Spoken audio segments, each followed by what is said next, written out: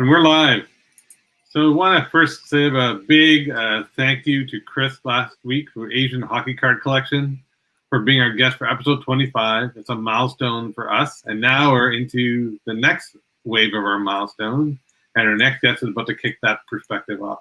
So before we go there, we appreciate Asian Hockey Card Collectors' thoughts. Chris gave us a really good angle on what it's like for an Asian person playing sports at a time where it wasn't that popular and wasn't widely followed, nor followed by a lot of minorities. His passion and love for PC and documenting hockey cards of Asian, South Asian, and Pacific Island-born players was just awesome to see. We're definitely going to be catching up with him in the very near future, and maybe we'll toast him for episode 100, and we'll kick out a bottle of scotch for that one. So, like I said earlier, we are kicking off the next 25 episodes with style. So I'll let Kent introduce our next cool guest. For tonight's episode, we are very pleased to feature another Women of the Hobby guest. Shout out to Sam Shuford, and as we're borrowing your tagline. She hails all the way from the land down under, is an avid card collector like the rest of us. Has, I would say, a very solid PC of soccer and NBA cards, and she gets to work at a hobby shop. Please welcome Alex from alexacollects to the show, all the way from Melbourne, Australia. Alex, you're our first guest from Australia. Welcome. Thanks, guys. It's a pleasure to be here. And hello, everyone. All right. Ready for this. So Kent, get to kick it off this exciting time for your episode number 26. So Alex, you get to kick off our next amazing set of shows. Go ahead, Kent. And just for perspective, folks, it is just a little bit after 11 a.m. in Australia right now on Wednesday morning, where it's Tuesday night still here in North America. So Alex, how's the situation currently with in Melbourne with COVID and everything down there right now? Well, guys, if we'd done this a week ago, I would have said, no COVID, we're great, we're living pretty much normal lives. But unfortunately, we've had a little bit of a flare-up with COVID, and we're currently in our second week or week and a half of stay-at-home orders at the moment, which is a little bit unfortunate. But no, everyone's just staying home, keeping safe, and yeah, I mean, I think the problem is in Melbourne or in Australia generally is that we just don't have the high enough vaccination rates to sort of stop with stay-at-home orders and lockdowns and whatever. So unfortunately, I think sort of what's comparatively different is that we're just sort of, I guess, yo-yo in and out of lockdowns, I guess. But no, our vaccine supplies are coming in and, you know, hopefully when everyone's vaccinated, we can be in a better position. But otherwise happy. I mean, we're all just sort of staying at home. Everyone's sort of happy, catching up online and everything. But otherwise, it's all right. Plus, right now, it's winter season too down there, correct? Yes, it is. So for anyone in Melbourne who lives in Melbourne, we had yesterday was really bad. Just rain, hail, storms. It's quite cold. It's 9 degrees Celsius, which I think in Fahrenheit is like 49. At the moment. Now we've all got our heaters on, electric blankets. Yeah. What I found funny about that is up here, there are parts of the country that get to minus 40. So out west, Alberta, East Coast, yeah, it gets really cold. So a heater here is a whole different station than out there. I want to say quickly hi to a few people that. Go ahead. So we have Name from Indigenous Rookie Card joining. He is a hobby nerd. So I called up for our hobby nerds to join on Instagram, and they joined. So I'm glad to see Name here. Dan comes to every show, so I want to thank you for his patronage coming to our show. We have David G here as well. And then a Name is saying, he says hi to you, Alexa, and thanks for coming at 11 a.m. on a Wednesday in Australia. So he's saying that. How are you going? Someone is like 40s. That's cold. Oh, well, there we go. I was going to say, but this is almost. I was saying to you that this is if you get to minus 40, this must be like a lovely warm day. I guess. Yeah, I mean, yeah, it's cold here in some parts. We're lucky in Ontario. We're pretty shielded where Kent and I are. But there are some places just west of us that get heavy snowfall. Definitely on the East Coast, it gets into the minus 20 degrees Celsius. Out west, it's not uncommon to hear people in Winnipeg talking about minus 25, minus 30 Celsius. So It is kind of crazy. Yeah, so I think most people would take 9 degrees Celsius all day long. Oh yeah, I would all year round for sure. I'm gonna say hi to my brother, Sumo Puppy, for joining. Sorry, Kent, I got all excited. I'll let you. No, it's all right. It's all right. So Alex, as a kid, did you participate in sports during your youth at all? Yeah, I did. I got into. My parents got me into quite a lot of different sports, not necessarily competitively, but just as recreationally. I got into basketball, Australian rules football, which is an Australian exclusive sport. But my main, I did swimming, cricket. Cricket. A little bit of cricket, but my main sort of sport was tennis. I played it competitively when I was younger for probably about 10 years. I mean, not to become a tennis pro, but I you could have. Maybe, but no, I played it like junior competitions. But just pretty much everything. We weren't a sporting family, but my parents always encouraged me to, I guess, participate in sports. A little bit of everything. Excellent. So being in Australia where you are, Australian rules football is still the main sport, correct? And are there any other sports do you think that may be catching up in terms of popularity down there, like soccer or basketball? Probably I'd say basketball is the next biggest thing. We're also big cricket and rugby fans. I think NFL is getting a bit more popular, but again, because it's sort of a Northern American sport, it's not, I'd say, as big as basketball. But what else do we have? Yeah, so I'd probably say basketball is the next biggest thing, and it's leading on into the card market. It's sort of what's reflective in what people collect down here, I guess, which is mainly basketball cards. But yeah, so mainly basketball, a little bit of cricket and rugby and everything. Yeah. Now, cricket, if I'm not mistaken, cricket is still pretty big and draws a huge crowd, does it not? Yeah, it is. It's really big down here. We host. I think we host the Ashes series, which, if any cricket fans may know, is like a really big series between England and Australia. We also host like different international cricket series as well. The Boxing Day cricket match. I can't speak. Is a traditional match that's held in Melbourne, and quite a lot of cricket fans down here. Cool. One thing I wanted to pop in there, what makes this really cool, and I found this cool yesterday and had different thoughts on it during the day. So, for those of us in North America, we're watching hockey games and basketball games at night. We watch football games on Sunday mornings and into the afternoon and on Monday. Think about it a second. People from Australia are watching hockey. Well, let's skip hockey because hockey's not a big sport now. But basketball game in the morning, the day after in our world, right?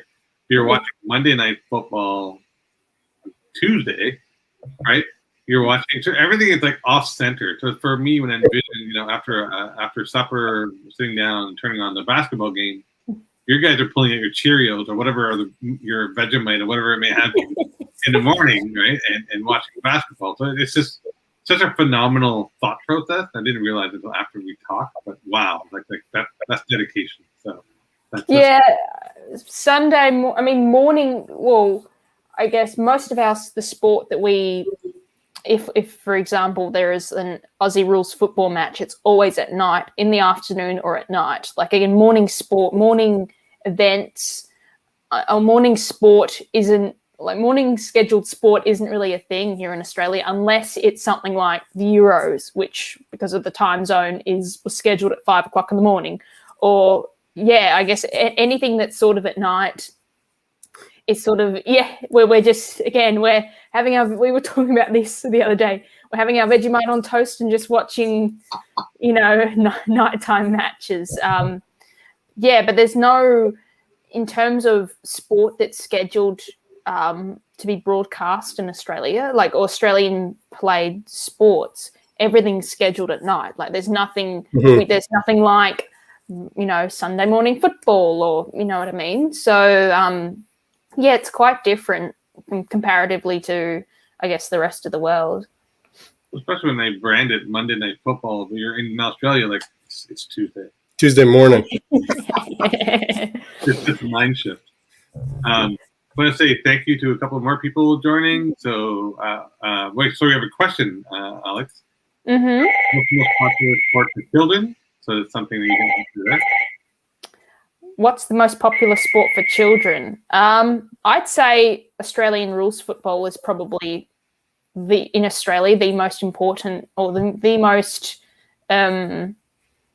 popular sport. I think because again, I have memories as a child, and most children have memories of the parents having an Aussie rules footy at home, or we call it a footy at home, and just going to the park and just kicking the ball. And it's still like there are a lot of Aussie rules football like programs for kids. If any Aussies are in here, it's called Auskick, which is, I guess, it's just a program to get young kids, with training camps and activities, and so that's sort of where most kids start. Likewise, I think in terms of cricket, I mean, most children would have a cricket and a ball and would hit in the laneway with, friends and family and whatever. Probably the same with any sort of basketball or soccer, but I probably say that, AFL is the most popular sport for kids. Awesome. Down here. Yeah. So we're good to get into some really cool questions. So just before we go to the crowd, we'll let Kent start us off while you're here. So go ahead, Kent. Actually, Amit, I believe it's your turn. My turn already? Well, I got so excited. So what got you into card collecting? So I like to think that I've been collecting cards pretty much all my life, but my biggest person who really got me into cards when I was younger was my dad. So my dad's been in the sports marketing industry as his career for most of his life.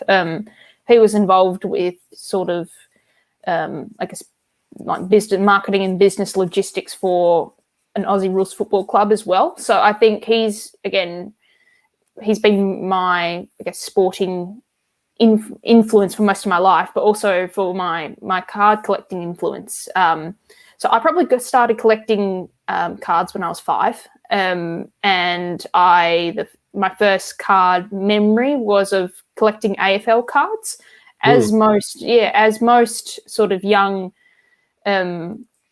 If we're going back to what sports popular for children, if most kids play AFL as kids, but as well they also collect AFL cards as well. So down here we have what's probably like we have stores called news agencies, so just like newspaper shops, and they would sell packets of AFL cards for maybe $3 or whatever, and they're sort of targeted at sort of younger children, with sort of interesting pictures or certain sets of like inserts and whatever that are sort of more aimed towards children. So that's my sort of my first memory of being involved in cards, and it was probably again when I was about 10, when I think it was just a natural transition towards collecting NBA cards, which I guess as I said, I've sort of dabbled in playing basketball when I was younger, but I think just, collecting cards, I just think, again, being in that same news agency, and I just saw basketball cards, and I sort of, just began, I thought, I might as well, maybe give these a go. And I just remember just starting to collect, and then sort of with that following the NBA game. And then eventually it, it led to, far down the line, probably 10 years later, and to now is collecting, just a whole range of sports cards and just following so many different sports. That's awesome. Awesome to hear. We have a couple of questions from the crowd. So Okay, cool. Nostradamus, actually not a question, he's making a comment. So Matisse Thibault will make a name for himself for the Olympics. He's an Australian player for Team Australia. I didn't know that. Is he? I don't know. I don't know that either. That's neat. So thanks, Nostradamus, for that. And then our good friend Jeremy is saying hi to you, Alexa. But Hello, how you going? Oh, he is playing for Australia. Oh, see, I actually didn't know. I learned something I new didn't know there. he was Australian. There's an instant PC you can make there. And then Nostradamus is asking you, what is your favorite American sports team? NFL, I'm a huge Chiefs fan. NBA, I'm a Lakers fan. And what else is it? Baseball, I don't really have a team. I don't follow baseball that much. I just sort of just follow just certain players. But for soccer, I mean, just as outside of American team, in terms of Premier League, I'm a huge Tottenham fan. Yeah. Big Harry Kane fan. So wow. It's okay. You're forgiven. Yes, I'm sorry. Yeah, but I think, whilst I sort of support teams, I guess I sort of more of a player-based fan and collector. But yeah, so those are sort of my main teams, I guess. If anybody ever asks you about hockey, your answer is I'm a Maple Leafs fan. That's all you got to say. Yes, okay. No worries. And it's funny because you named every sport but that one, and I got a little sad inside because I'm a hockey guy. So I didn't want to leave our hockey fans out of this. So why don't you tell us in the audience, what are you actively collecting today? So I'm collecting a little bit of everything, I'd say. For any of you who know me or know my Instagram, I'm a huge soccer fan. So I really enjoy collecting vintage soccer cards like Pele, especially like Brazil cards, the Brazilian team, going back to teams. So I like Pele, Maradona. I love collecting women's soccer cards, so sort of more modern, especially Alex Morgan, Mia Hamm. Really looking forward to, this will be my first time in the Olympics watching the US women's soccer team competing, which is really cool. I feel like I'm sort of betraying the Matildas on my Australian team, but I'm rooting for the US women's team. I'm also into, of course, NBA, NFL, a bit of baseball. But again, I'm sort of more, rather than a sport, I sort of collect more specific players. So again, Mahomes, Brady. I don't collect LeBron, even though I have a few LeBron cards. I did have an Anthony Davis collection, but I've moved that on since. But yeah, I'm a big Kobe fan as well. I've got a couple of really nice Kobe cards that are near and dear to my heart. Yeah, just a little bit of everything. Bit of tennis. Again, going back to loving playing tennis as a sport. Collect some tennis cards as well. I do have some golf. Got a couple of Tiger Woods, but just generally a little bit of everything, I guess. Nice. So I want the crowd to understand something, and for those who are watching after. Alec, tell them how old you are. I'm 21. So she's 21. I'm 47. Her PC at a young age dwarfs mine, and I'm glad to hear that she's collecting smartly, not like some people like me collected really not smartly, and I'm stuck with this junk. Yeah, we'll get Alex to show some of that a little later. Some later, but it's really interesting because you're hearing a lot of the GOATs mentioned. She said Kobe. Yeah. She said Maradona. She said like all the GOATs of the upper sports, and Mahomes, who's going to be he's a baby goat. He's getting baby goat. Is there such thing as a baby goat? I think it was fun. There is now. There is such a thing as a baby goat. There was a picture. I remember really quickly. There was a picture that was released on the day of the Super Bowl of this year's Super Bowl of, I think it was tweeted on ESPN or something, where it was literally a big goat and a small goat, and the caption was like Brady and Mahomes, big goat, little goat type thing. But But yeah, that's actually really neat. I'll have to look that up. But the part of what I'm trying to get along to everyone is Alex collects smartly. So as a lesson to all of you out there, you can never be too young to be wise. So Alex, I think they have wiseness beyond their years, and I still have a lot to learn. So even Sam from Women of the Hobby is here as well to say she's glad to see a great hobby friend on tonight. Thanks, Sam. So, Sam's really awesome. Big shout out to Sam. She just as a quick ad lib. Go ahead. Big shout out to Sam, and well, I guess without Sam, I don't think that this sort of platform of showcasing female collectors would even exist. And she's a wonderful, wonderful woman. And the community that she's been really active in, promoting and helping grow is just nothing short of phenomenal. I've met some really great female collectors, and hopefully one day when I'm allowed to leave the country again, I can come over and meet everyone. So big shout out, Sam. Sam is, and I concur because Sam is awesome. We had her on earlier, I believe 2 or 3 shows ago. She's extremely smart. She collects smart like you do. She's also quite young, so she's doing it at a young age. And she's spreading the diversity and inclusivity message with her group, and it's really great to see. And our point of our show really is so we can become another avenue to showcase that there's not just one demographic in our sport, in our hub. So it's great to see that. So I'm pretty sure Sam and Alex, and then there's Hannah and a few other people out there hearing from you folks for years to come. Now, speaking of Sam, we have a question related for Sam. Let's take that. I would agree with the two of you. Sam is a shining light for the hobby right now. Oh, she is. Yes. So anyway, I don't want to get all oogling over Sam right now because the show is actually about you, Alex.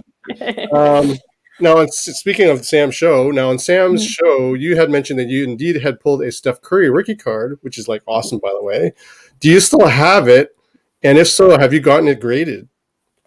Yeah, so interesting about that is going back to when I first began collecting NBA, it was, again, around 2010. I was 10, 11 years old. And, of course, that's, 09-10 was Steph Curry's rookie year. So the packs that I was buying was 09-10 Upper Deck. And at the time, it didn't really, because basketball was still new and I was sort of, learning players and their names. I just don't really have memory of pulling it at the time myself, even though I know it did come from a pack that I opened, but it just sort of went straight into an album. And it wasn't until so quickly, I did take for probably about, 5 years or so, I did take a hiatus from collecting during my high school years. So most of my albums from 2010 and everything sort of went into storage, and I just sort of, was just focusing on life and everything like that. And it wasn't until probably about 3 years ago that I was just pulling down, clearing some stuff out, pulling down the albums and everything. And I was just flicking through and I found this Steph Curry rookie card. And, I knew Steph Curry was good. I was just going to say Steph Curry's good. Steph Curry's great. Yes. And that's actually sort of, it leads on to how I met or how I found out about Cherry, which I currently work at. But I found it, and again, I Google searched card shops in Melbourne, which there aren't many. I think from memory, there are only about 2 or 3, they're bricks and mortar. Oh, right. Of course, yes. And so that's how I found Cherry, and I went in and I thought, well, I might maybe try and sell it. I know it might be worth a bit of money, but I went in, asked, what to sell it for, and I ended up having a great chat with Josh, one of the guys there, who's really awesome, and I ended up keeping the card. And fast forward 3 years, I'm currently an employee at Cherry. I still have the card, and currently it's at PSA grading. And I think it's nearly done as well. I sent it in March in the under 1,000 submission, and I think it's very close. So Fingers crossed. Awesome. Hopefully you get that back soon, shortly. Yeah. And you have to let us know what grade it got. I'm curious to know. Yeah, my hunch is that it's going to be either an 8. Probably an 8. I'm praying for a 9, but again, it was more of a sort of just getting it in a slab type thing rather than just having it raw. Yeah. Amit, did you want to add something? Yeah, it's going to be coming by ship, just so you're aware, folks. So that's the other thing. Yes. It'll be a while. It'll be a Hopefully not that long. Hopefully not that long. So It's speaking of grades, go ahead. Sorry, go ahead, Alex. Sorry. The shipping's actually quite quick. Well, the service that the PSA service is actually, the shipping from PSA to Australia is actually quite quick anyway. But so I think the main thing is just the big backlog, I guess, at PSA. But fingers crossed they'll get on top of it, I guess. So is this card being shipped directly to you or back to the shop? It's through, I do it through a service, so it'll be shipped to a bloke who does the service, and then it'll be shipped back to me. But the turnaround's really quick. Like I remember, I think from a submission I did like a month ago. I think it was the 2500 submission, and it was within a week of him telling us that grades were ready. It'd been shipped from the US. He'd received it, and it was at my doorstep within, a week and a half type thing. So it's quite quick, actually. Which I was surprised. We have to send our cards to Australia and get them back. Yeah, we might get them back faster. I have to do that. Mental note. So speaking of graded cards, what's your take on graded cards, and is grading and graded cards popular in Australia? So in terms of graded cards, the popularity in Australia, the only services that are currently available if people in our community, in our card community, want to get cards graded, at the moment, the only two, we don't have, SCG or HGA here. We do have, so again, there's a bloke who does PSA submissions, but at Cherry, we offer a Beckett service, which, of course, at the moment it's, suspended. But we do offer, which is very popular, actually. A lot of traffic in our store is for grading submissions with Beckett. And again, prior to all services bar the super premium service being suspended, it was a very popular, like everyone, we had, really like young kids up to, super high-end collectors who would submit their cards with us. So I'd say, one particular memory that stands out, I guess, is that, parents, like fathers, would bring in their kids and, they might have a shiny Charizard or something like that, and they just want it graded. The biggest thing is, I just want a card graded, so I think I guess just everyone just wanting to sort of encapsulate their cards. So I'd say from that, and considering the traffic and the amount of customers who want to come to us for grading, I'd say it's quite popular down here.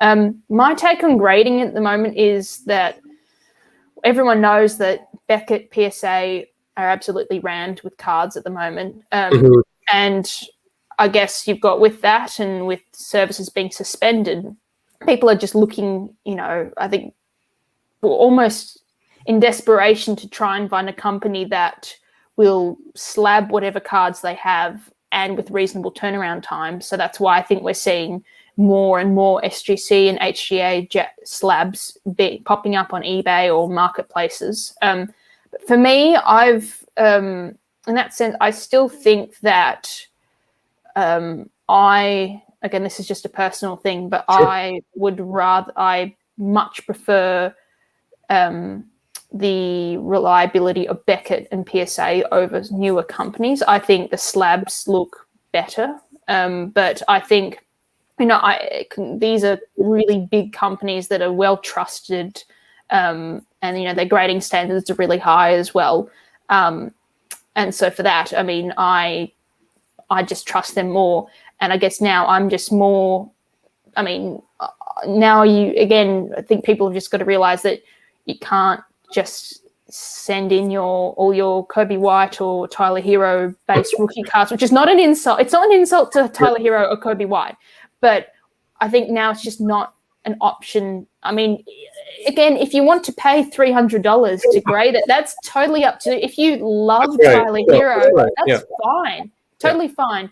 But I think now it's just shown that grading is not something that's just so easy anymore. That, you know, I think everyone got caught up with it in the middle of the pandemic last year, where we just wanted, you know, we were, you know, pulling cards and we just wanted to just get everything graded, because that's where all the gains are. That's where the profit, you know, comes. And I think now profiting off grading and profiting off base rookie cards is not something that's totally viable anymore, and that people it's only now you're seeing big gains in really higher end cards. And so in that sense, that's sort of my general take on grading at the moment.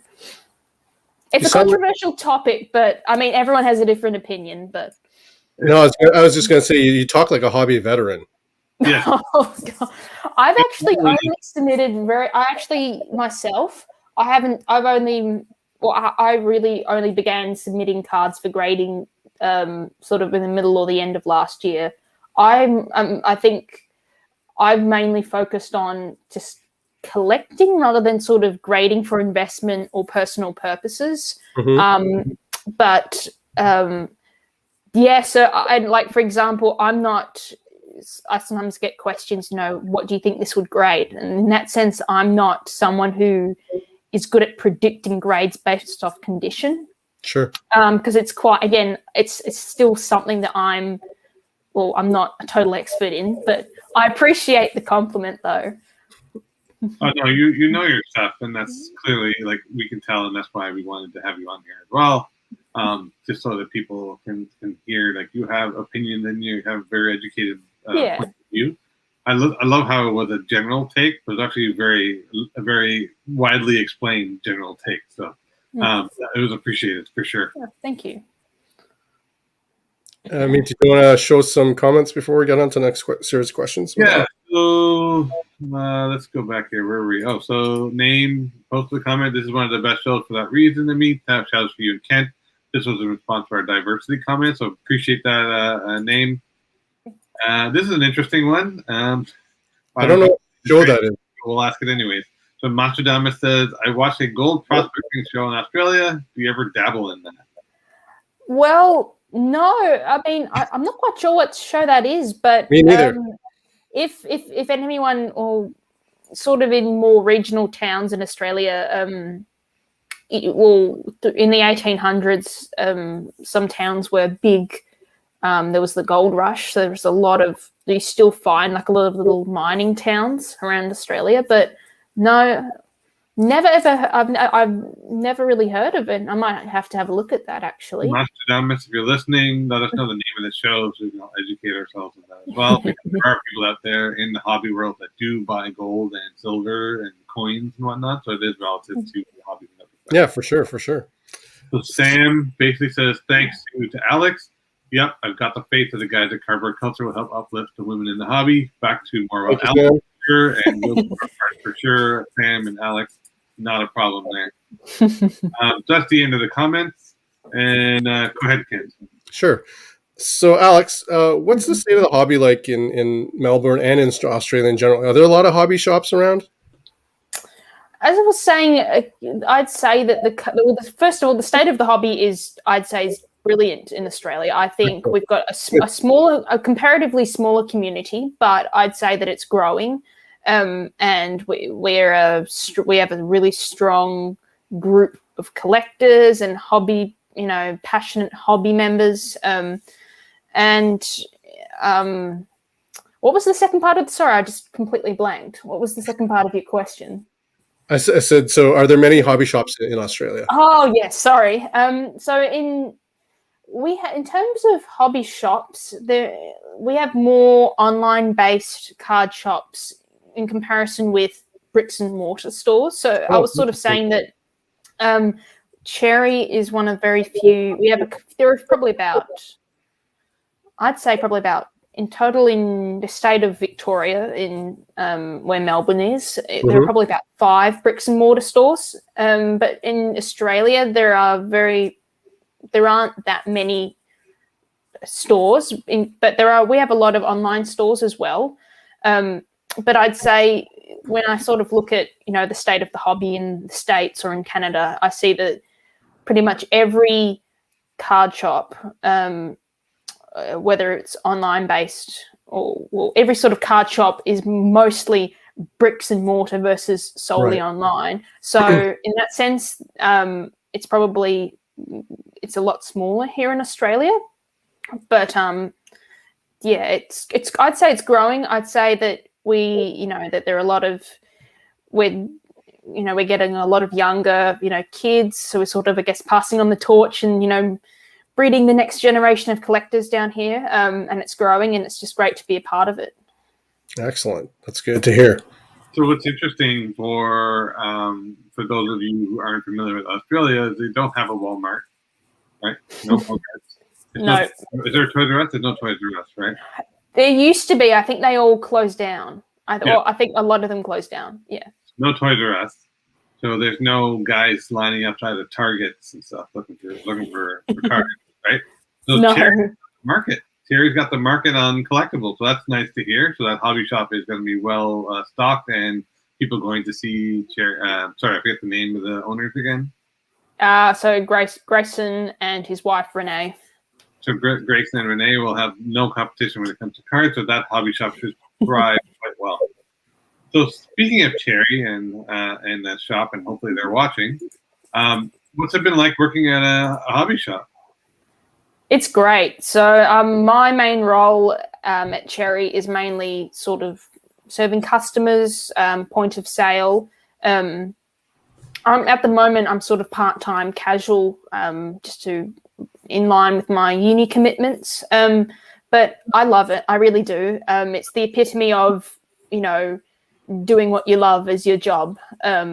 So again, my main role is point of sale, but there's always work in terms of sorting collections that we may buy, or just general sorting and different admin stuff, things with, taking photos for singles, inventory.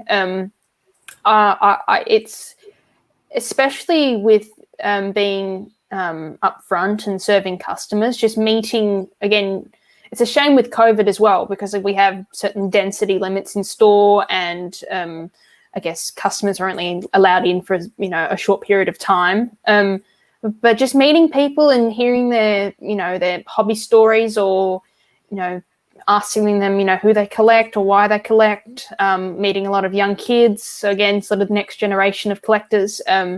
It's fantastic, and I really do love it. That's awesome. So what do you find? So if there's one aspect of being in a hobby shop, and because you have self-control, what is it? Do you enjoy watching people bust boxes? Is it like, what aspect of it do you like? I understand the operational part. The emotional part you love the most. Geez. I love everything. Probably just being behind the scenes and seeing logistically how a card shop operates for me. Just seeing the inventory, seeing the process of when getting inventory in, sorting, especially being involved with singles. Big shout out to Dale, our singles manager, who has, the cards that he has is just ridiculous. Or just holding really like cards that are, probably a house deposit worth of, house deposit or something like that. Just even though I might not own them, but just being able to look at them and just, see them, translating from just pictures to actually holding them in person. We've got some really amazing stuff. So that's, and going back to your comment about having self-restraint, and that in some ways, seeing them and, and holding them in a sense is, makes up for, not buying them. And in that sense, I have some restraint. But it is very sometimes seeing customers, well, again, the big highlight is, seeing customers who come in and bust boxes with us. Grayson might do, a live video on Instagram of customers busting boxes. That's the fun of that. And I guess I actually don't, I'm not someone who buys wax to bust anymore, or I don't. The last box that I bought was, I guess, like before it blew up. I think I bought like a Prism retail box when it was really cheap. Yeah,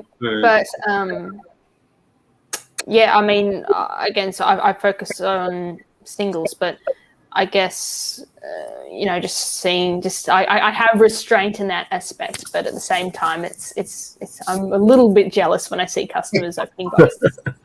we all go through that for sure. I know we went off topic with that question, but I was interested in the back of my mind. So Nostradamus did write back, and he said it's called Parker's Trail. And the show has to do with the Parker from Gogo spent the summer traveling and consequently looking for prospects. Anyways, there you have it. Oh, cool. There's another show to watch during lockdown. I'll have to have a look. And then Bobby Burrell, who's our resident hockey historian, has pointed out quite a few vintage Australian sports and non-sports. Alex, do you have a guide of sorts for reference? Do you mean as in like a sort of Beckett-like guide? Yes. I'm not quite sure. We don't really have something like Beckett down here. We have, rather than sort of, again, card shops, there are sort of vintage memorabilia shops that may stock some Australian-issued cards. But again, it's sort of more, you'll find that there are more sort of older, not on a stereotype, but there's sort of older collectors who keep their cards, really tight and sort of close to them. There's no real, I wouldn't say that there's a sort of specific reference for mint cards made in Australia. It's more sort of knowing the collectors who probably know, who are total experts in really older vintage Australian cards, and sort of if you wanted to know anything about them, you just sort of get in contact with them type thing. So it's more of a sort of, find the collector, ask them the questions, rather than sort of having a specific guidebook with everything in it. Yeah, Bobby does that for us on shows and on Facebook, and if we have questions, we go to him. He's like the genie. You rub the lamp and you get the answer and all the artifacts. So Bobby's one of our wise men. And Bobby, just as an FYI, in about 3 guests, we're going to have a surprise for you in terms of history. So stay tuned. Yeah. Sorry, I lost track of my thoughts here. So, we wanted to plug Cherry. So why don't you take the opportunity to tell everyone where Cherry is located and what products it stocks? So for anyone visiting Melbourne, or anyone who is in Melbourne, so we're pretty much smack bang in the middle of the city. So anyone who ever comes to Melbourne will come to the city. And so the address is 129 King Street, Melbourne. And it's probably, if you ever come, the main shopping strip is called Bourke Street. So there's like a Bourke Street Mall with, your department stores, little touristy attractions. We're just a couple of blocks there. So King Street is sort of close to Southern Cross Station, which is a big train station, and also where like the airport shuttle buses come as well. So we're literally just around the corner. So if anyone's ever in Melbourne, we're really, really in close proximity to everything. And in terms of what we stock, we stock pretty much everything. So I'm pretty sure we're Panini. We stock Panini products, but we do have tops as well. So we have the bulk of our inventory volume is basketball. So we have pretty much every single new release we're pretty much guaranteed to get. We also do NFL, where sort of recently we've been increasing our supply of NFL. Again, baseball, didn't used to be as big, but we're sort of starting to, we're finding more baseball collectors and people interested. So we're getting some of the tops releases and everything.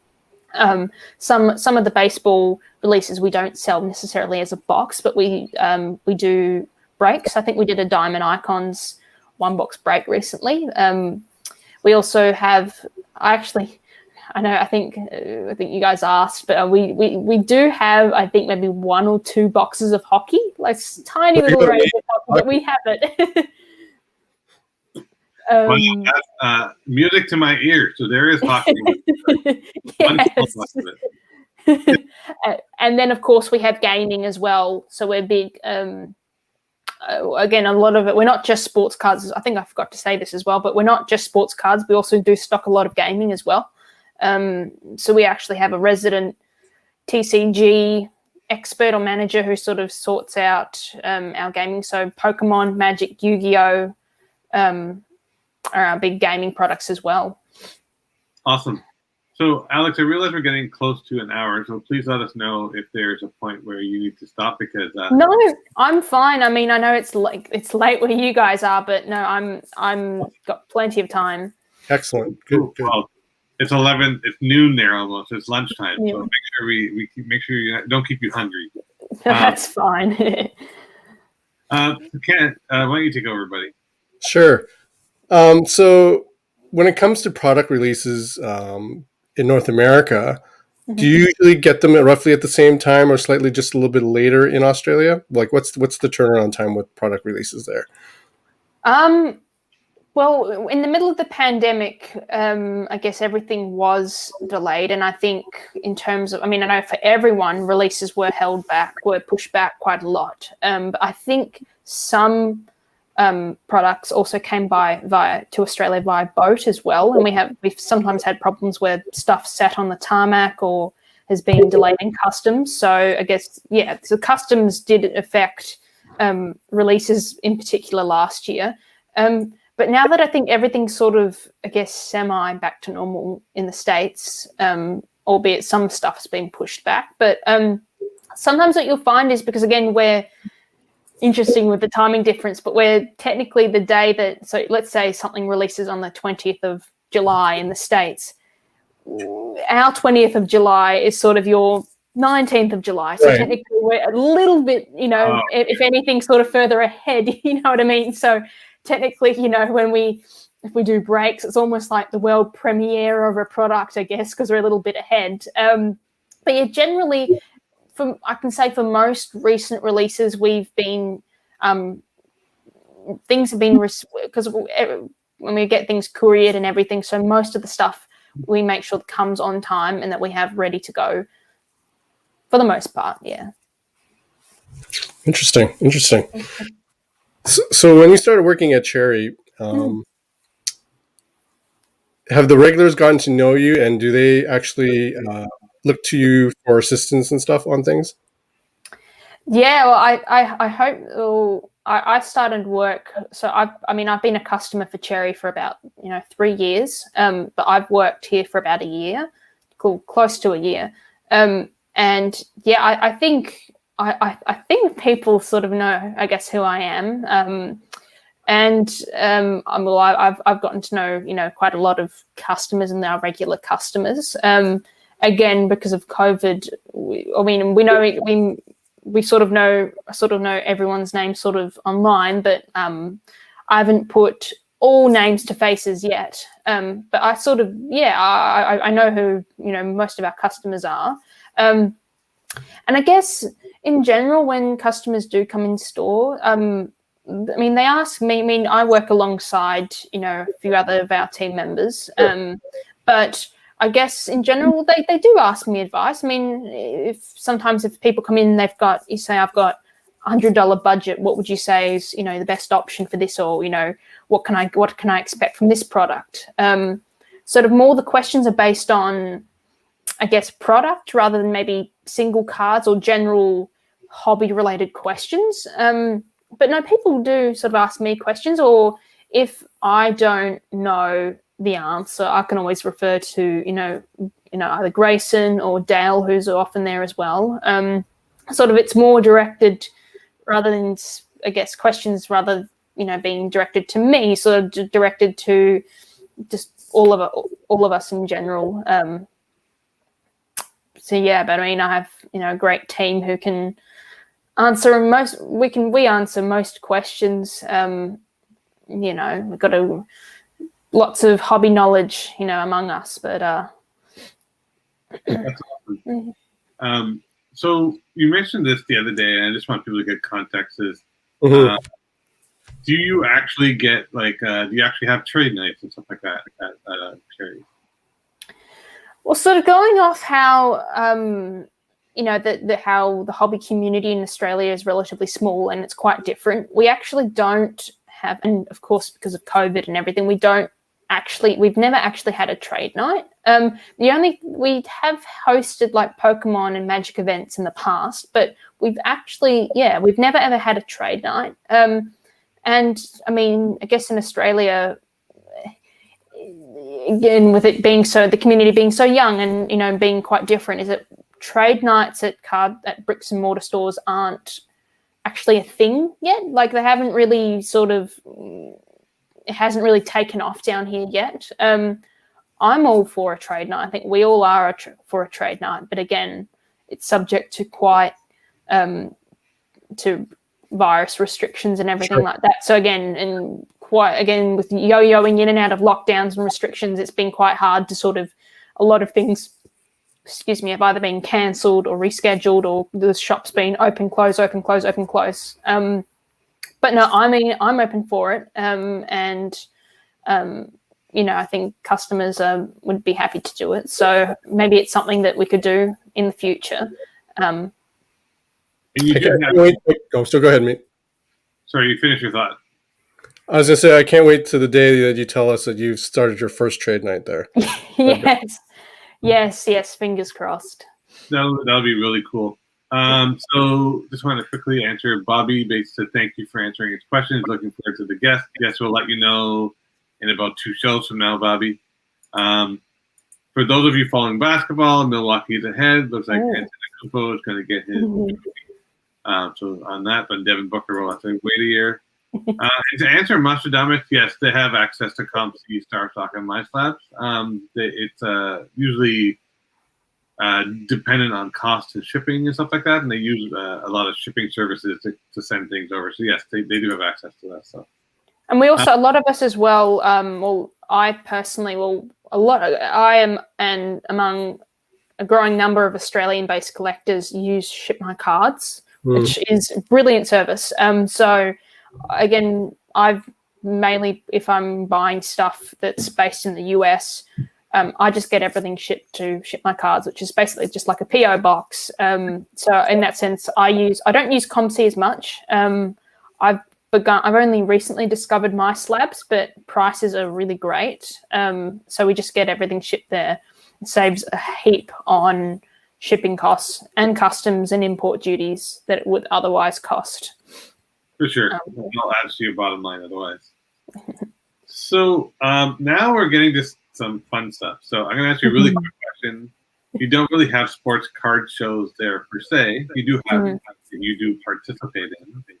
But I want to get to the exciting stuff. So you hinted on this earlier. What are the key players and cards you again are honing in on for your PC? And I'll let Ken take it after that.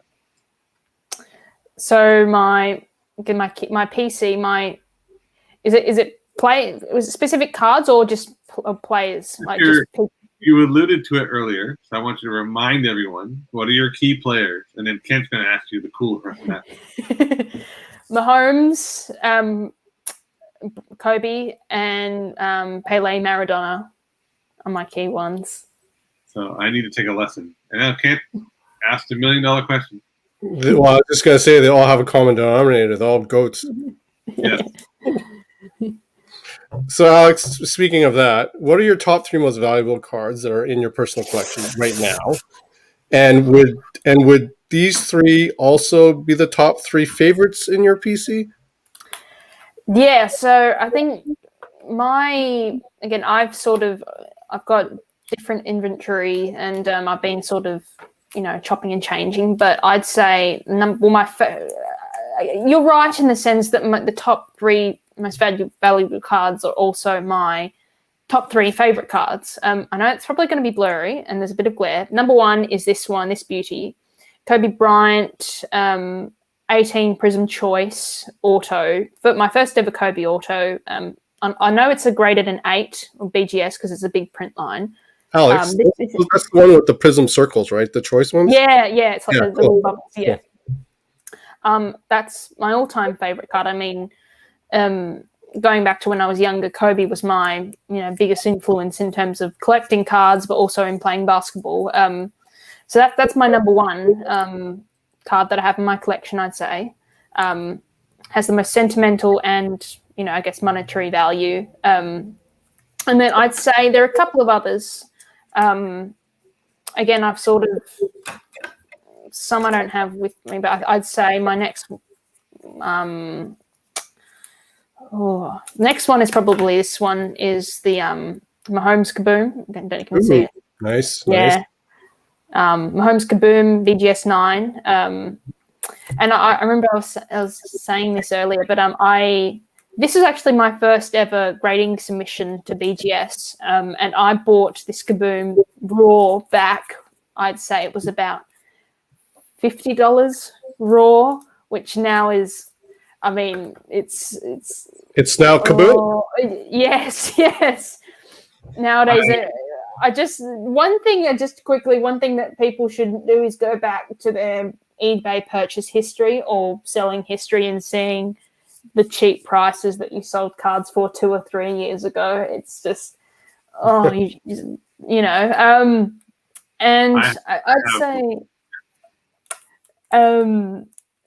I'd say probably the next one is this one is a Kobe. Oh, lighting's bad, but it's a Kobe Bryant 07 Topps Chrome variation refractor with a BGS 9.5. 07. Wow. Yeah. So just I'm a big fan of just Kobe or just Topps Chrome refractors in general. But that one was just, again, with the refractor and the gold BGS label, that's just really cool. The one that, again, I was sort of iffing on which one's probably more valuable. I'd say that Kobe Bryant refractor is more valuable, but the one that I'd say is equal third is this really cool Maradona. Yeah. Maradona rookie. It's a so 1979. It's an Industria Argentina one. It's not the Panini one. The Panini 1979 Maradona is probably the most recognizable Maradona rookie, but and probably the more valuable one. But this was a set that was, I think, only released in Argentina, so it's hard to come by. And the condition on all of them, a lot of them have water damage or really badly beat up. And so this one is a Pop 2. It was a Pop 1. It's a Pop 2, and there are none graded higher than a 1. So it's a really cool one. It's a bit hard. Again, it's a bit harder to put values on, cards that are that rare, and when there are no sold sales. But I'd say it's still worth a little bit. But what's crazy is you're the owner of one of the two.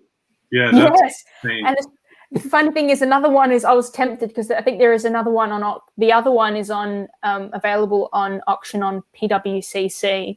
So in my mind, I'm thinking, so there's something very tempting about wanting to own the entire population. But I think I'll stick with this one, I think. Yeah, that's and for someone as young as you, that's only going to go up in time. So that's not a bad investment. So. Yeah. And again, ladies and gentlemen, Alex is 21, so it's all about quality, not quantity. Yes. There's a lesson to be learned here. You don't need all this. You just need one box, not many boxes. But at the same time, I'm a huge believer in collecting. In collecting whatever you want to collect. If I honestly, just collecting for the love of it is just what it's all about. That was me when I was young. You bought stuff because you love it, or you think this card's cool, that card's cool. But again, just as a sort of personal thing, my strategy sort of changed, I guess, sort of more towards the end of last year, where I wanted to, I'm doing my postgrad at university. I wanted to sort of downsize a little bit and just focus on move some of my more mid to high end cards trade or sell in order to sort of move towards, just a few bigger cards. And that's what it is. I mean, I've had to sell some cards, some of my higher end cards, just for cash, just for life purposes. Sure. But absolutely. I think, literally all my collection is incredibly small because I've just wanted to downsize and move towards just a few bigger cards. But again, I have no qualms whatsoever about, people who have, really huge collections, but, just collect whatever you want to collect. That's what it's all about. Well, I was going to say it might be small, but your collection is like a little goat. Little baby goat. Yes, baby goat.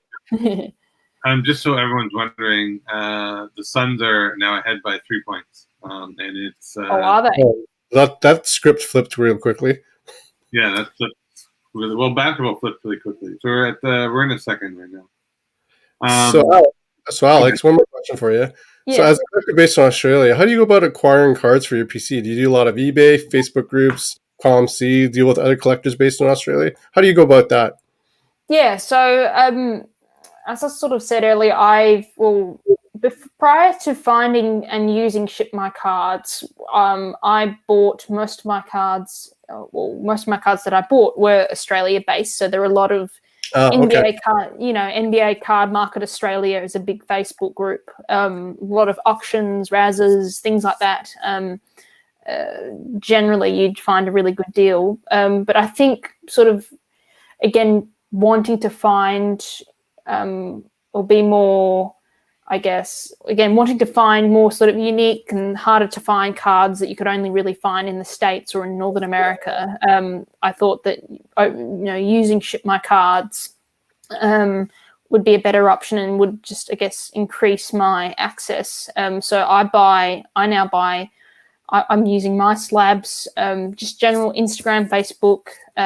eBay still is a big place where I buy most of my stuff off, marketplaces, and I just get everything. Again, pretty much all my stuff now, I've just transitioned to buying stuff that's based in Northern America and just having it shipped to Ship My Cards. It saves a lot of money. It's just a bit easier to do. For sure. Definitely. So, now that you've worked at Cherry's, you're a regular guest on Sam's WOTH show or WOTH show or Women of the Hobby show, I should say. So has it caused you to have you met more women in the hobby because of those two avenues? And if you can comment on that. Yeah, I mean, again, another shout out to Sam and the amazing community that she's really made. I've met not in addition to the Women of the Hobby show and the podcast and everything that we do have, or Sam did introduce me to a lot of other female collectors through like a private Instagram chat or whatever. And so I've met some amazingly, talented and really amazing women and other female collectors. Another one is Hannah. She collects cards. She has an amazing perspective on the hobby, and the stuff that she has is just really astounding. So yeah, I have, and it just, again, everyone says it's really what the hobby is about, just meeting, networking with just like-minded people. And again, I'm always jealous when I see, that when they all have like meetups at like different shows, and then, the biggie is the national, which is coming up, which I'm disappointed that I can't come to, but I think, I've met so many, and, again, God willing, in a few years' time, I'll get to come over and meet everyone in person. Or if Australia becomes the hotspot, they'll come there. Yeah.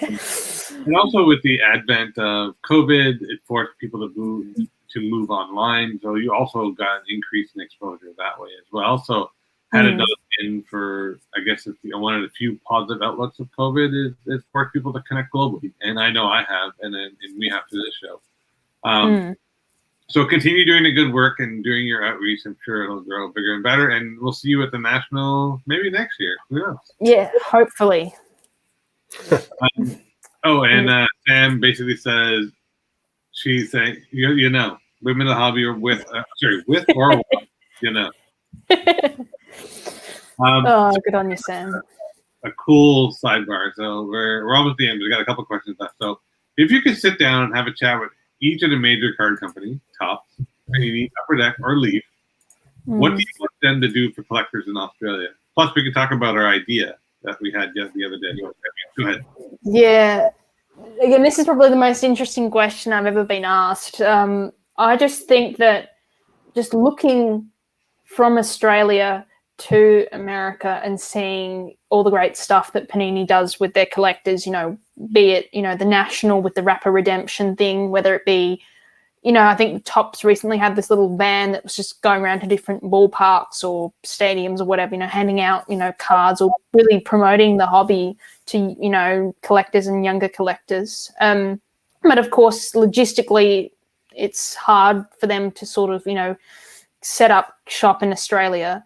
But if they did, I mean, I think I'd just sort of, as a collector and as a, you know, being so passionate about the hobby, I think just being, just having, you know, a temporary, I guess people in Australia, I guess, would just love to have these sort of Panini events, you know, Rapper Redemption, or just, you know, I guess more sort of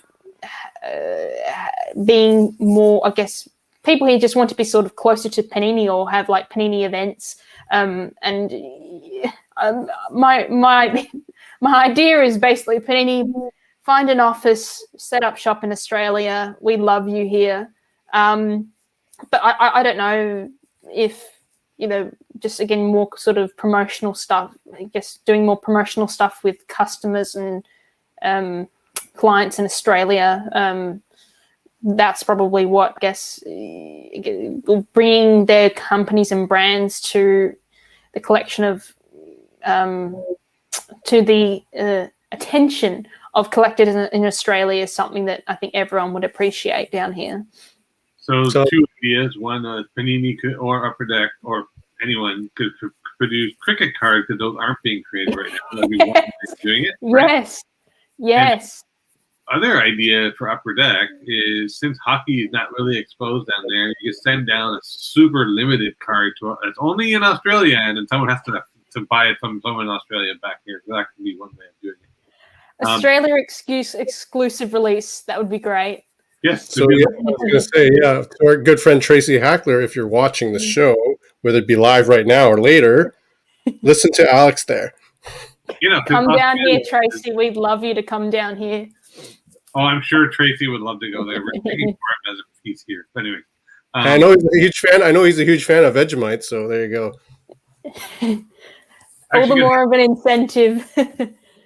Send him a jar of Vegemite and tell him to come to Australia. Yeah. But I mean, you're part of the whole Asia Pacific rim, like he told us. So maybe there's just an Australian only release in Australia. Let's hope.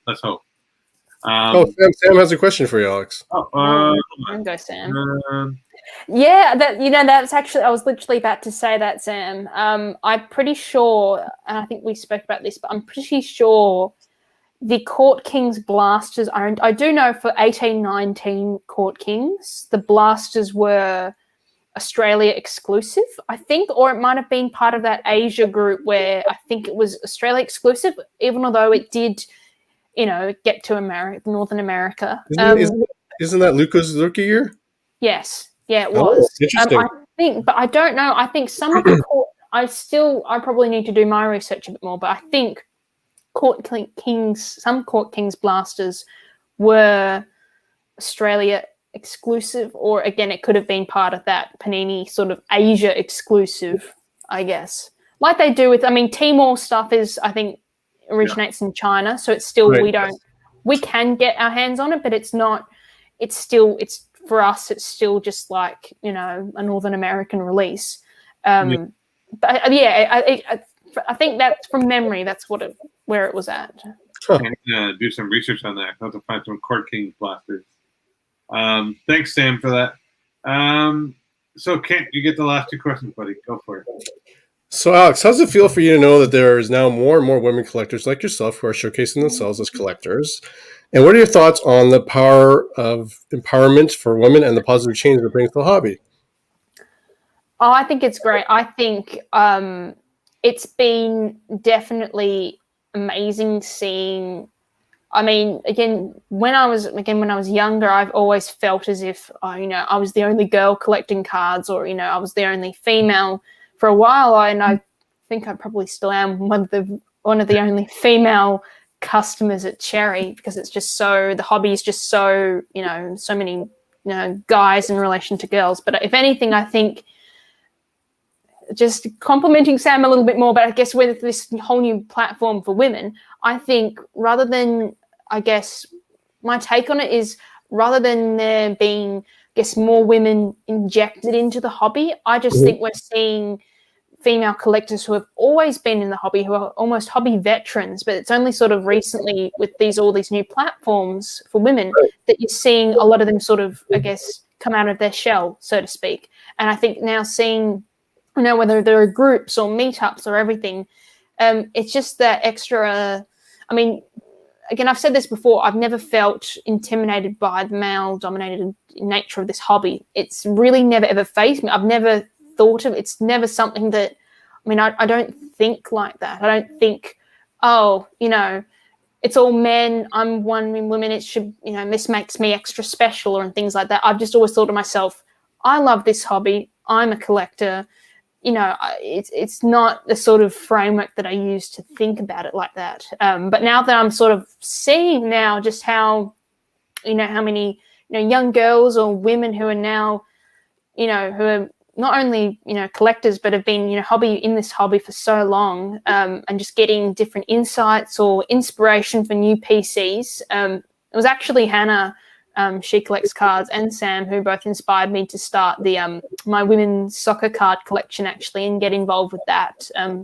But I think it's something that's sort of really blossomed and flourished, and I think only has room to grow, really. And I think it's certainly something that the hobby hasn't seen before, and I think it's a new aspect to the hobby, and I think it's just amazing. I really do. It's wonderful. It just gives us female collectors a common denominator, or something that we can just a common denominator that that's something we share in common, and it's, for some females, it might give them a bit more of a safe space where they feel they can be a bit more comfy in the hobby. Sure. If they feel that way. But yeah, it's just great. I love it, really. I like the comment you made about a safe space. I hadn't looked at it like that before. Yeah. That's a new perspective, so I appreciate that.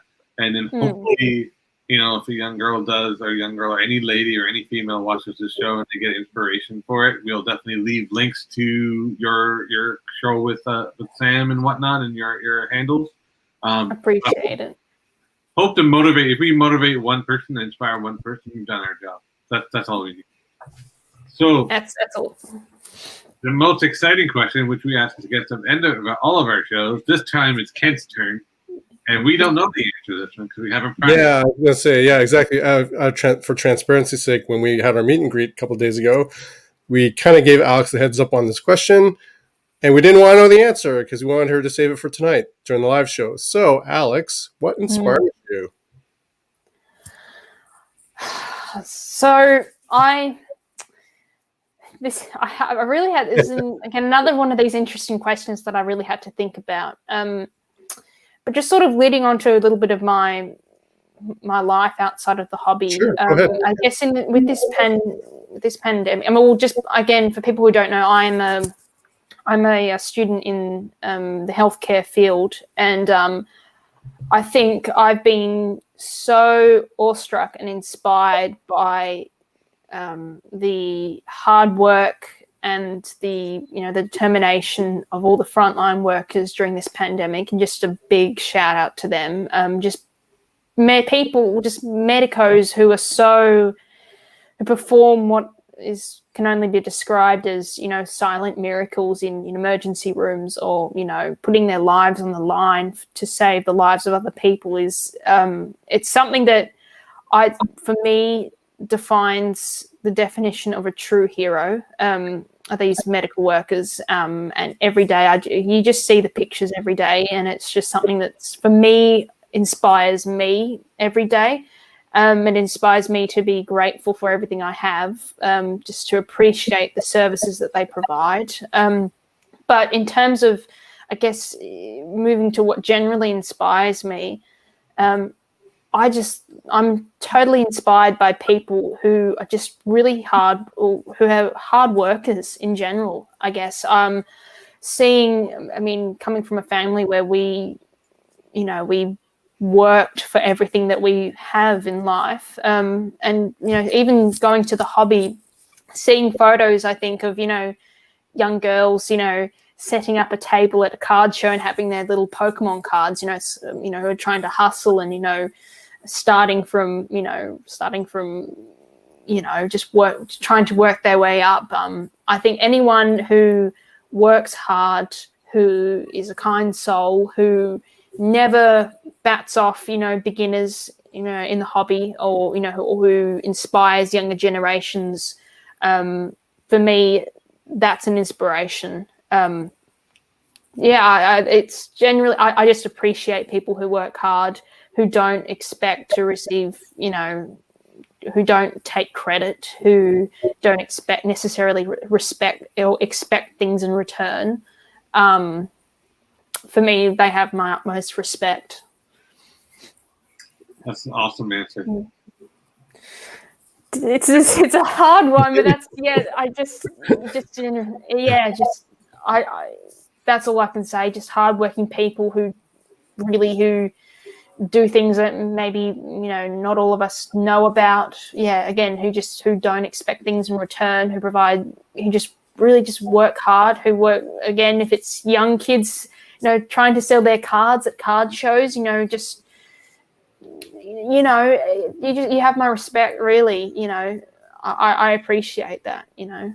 And you have hours after our chat today. So we want to, you know, we're at the hour 17 mark. We don't want to keep all of those waiting too long, but I wanted to say thank you to you, Alex, for coming on the show. We have Brian Gray coming up next week, or next show. But before we go there, let's just say thank you to Alex. I want to really appreciate you being here. I want to thank Alex. the viewers. Thank you, guys. It's been an absolute pleasure. It really has. I've loved doing this. I've loved talking to the community. I've loved talking to both of you. The questions you guys have asked as well have been really thought-provoking, and they're really, you know, it's sort of, I've loved it. I really have. Awesome. So it's awesome. Appreciate that. We're going to end the broadcast, but you stay behind. We'll wrap up with you after. But let's say good night to all the friends and family and fans that are watching. Thank you for coming out. And you'll all be hearing from Alex, I'm sure, in one way. Oh, yeah. There you go. Thank you, everyone, again for watching. Appreciate it. Thanks, guys. Good night.